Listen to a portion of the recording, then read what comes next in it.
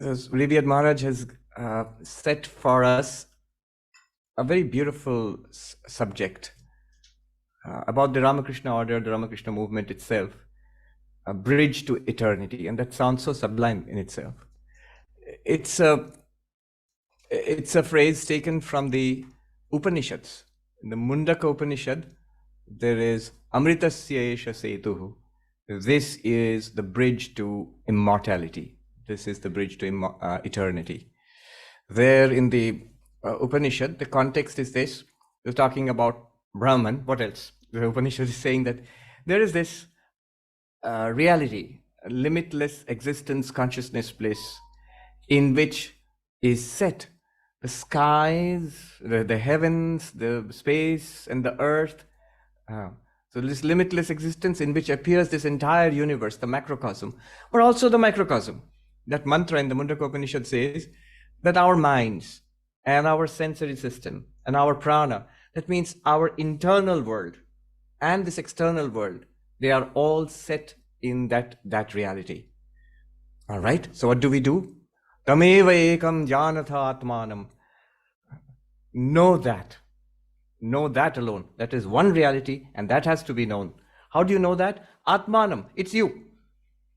What is that reality? It's you. When we know ourselves as we truly are, when we realize that we are not just this limited body, mind, this limited personality, but we are this limitless being in which all individuals and the cosmos, it appears. We are one with the entire universe. Or the entire universe is one with you. Tameva ekam janatha atmanam. That is, the Upanishad says that. Know that one reality as your own self, know that alone. Anya vacho vimunchata. And then it gives a condition there. It says, set aside, at least for the time being, set aside everything else. All of the talk, all of the texts, all other areas of study, of the commentator there says that actually, if you know the Mundaka Upanishad, it divides all knowledge into two kinds of knowledge: the higher knowledge, transcendent knowledge, and the relative knowledge, the knowledge of this world, or in the Vedic context, the knowledge of the Upanishads, the knowledge of yourself as Brahman, and the knowledge of the ritualistic portion, the karma kanda. So that other portion, whether it's a knowledge of the ritualistic portion, whether it's conventional religion, or the secular world, set it aside for the time being. Anya vacho vimunchata. Then it says, Amritasya esha setuhu. This is the bridge to immortality. This is the bridge to eternity or immortality. There is somebody giving us commentary along with. I think you need to go to the other room.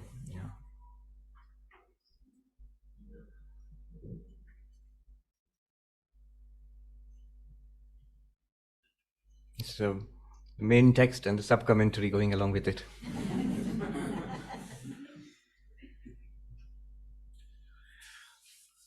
Amritasya esha setu. This is the bridge to eternity.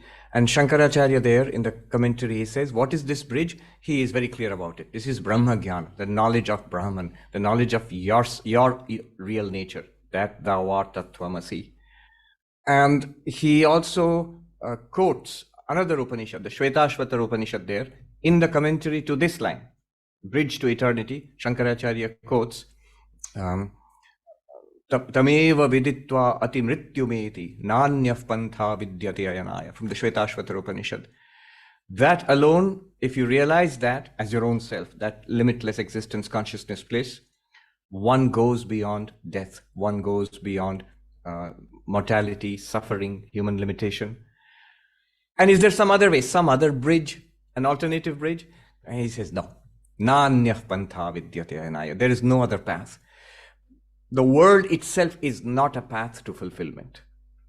The lower knowledge, conventional religion, the world, this world, or other worlds, going to heaven, and the Vedic conception of afterlife, after this birth, this life, you go to other worlds. None of them are going to give you lasting, deep fulfillment. Lasting happiness, fulfillment comes through this knowledge alone, knowledge of Brahman. So here you find maybe the first reference to the bridge to eternity, the bridge to immortality. And what is that? That is the bridge to moksha. What is all this about? What is this bridge about? Where does it take us? It takes us to liberation, freedom from limitation, fulfillment, ananda. It takes us beyond suffering, dukkha nivritti. This is the promise. This is the destination. There was a very great, one of the greatest German indologists of the 20th century, Heinrich Zimmer. And I just found out yesterday he was right here. He was in Oxford. He taught for a while in Balliol College. We know that he was in Germany for a long time, but at that time he was on the run from the Nazis. And so he came here. And then finally moved on to the United States. There's the director of the Institute of Advanced Studies in Princeton who said, Hitler shakes the tree and I collect the apples. A lot of really great scientists and people, talented people in various walks of life, especially science, but also other kinds of scholarship. The Western world, I mean, England, especially America, got the benefit of that. Zimmer was one of those people, and he was here in Balliol College for a while. Now, he has a book, The Philosophies of India. And I didn't know until yesterday when I was researching this a little bit, that book actually was not written in his lifetime. He went to New York, and then he passed away suddenly there. And he had made friends in the meanwhile with Joseph Campbell, whom, you know, he is very well known for his work on mythology, the hero with 1,000 faces and so on. But he was also very close to the Vedanta society in New York. He was a disciple of Swami Nikhilanandaji and very close to Vedanta in New York. And it was Joseph Campbell who completed the work of Heinrich Zimmer. Anyway, all that's background to what I want to say. Heinrich Zimmer said, the philosophies of India are optimistic. One might think that they are pessimistic. Everything is suffering. You have to go beyond suffering. This life cycle of life and death.